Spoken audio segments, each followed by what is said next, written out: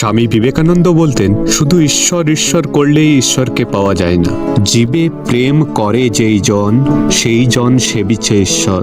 রক্তদানের মতো জীব প্রেম আর কি হতে পারে? হ্যাঁ, আজ ঝাঁঝরা বান্ধব সমিতির 13তম স্বেচ্ছায় রক্তদান শিবির। প্রণাম জানাই তাদের প্রতি যারা আমাদেরকে এই পথ দেখিয়ে গেছে, যাদের আদর্শে আজও আমরা এগিয়ে চলেছি।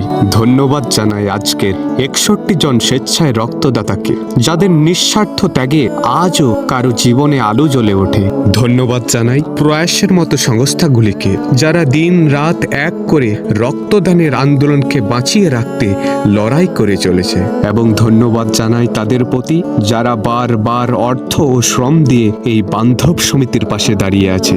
রক্তদানের চেয়ে বড় কোনো ধর্ম হয় না, রক্তদানের চেয়ে বড় কোনো কর্ম হয় না। তবুও আজও কিছু মানুষ প্রশ্ন তোলে, তাদের উদ্দেশ্যে শুধু এটুকুই বলি, রক্ত কি তাদেরকে জিজ্ঞেস করুন যার বাড়িতে একজন থ্যালাসেমিয়া রোগী আছে। রক্ত কি তাদেরকে জিজ্ঞেস করুন যেই মানুষটি ব্লাড ক্যান্সারের সাথে প্রতিদিন লড়াই করে চলেছে।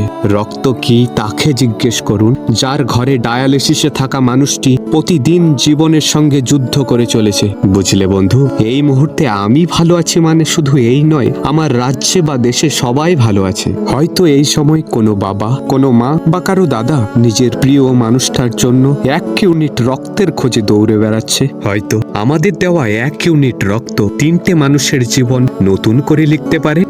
তাই নাটক শেষ হওয়া পর্যন্ত মঞ্চ ছেড়ো না বন্ধু, কারণ এই গল্পের নায়কও তুমি আর নায়িকাও তুমি।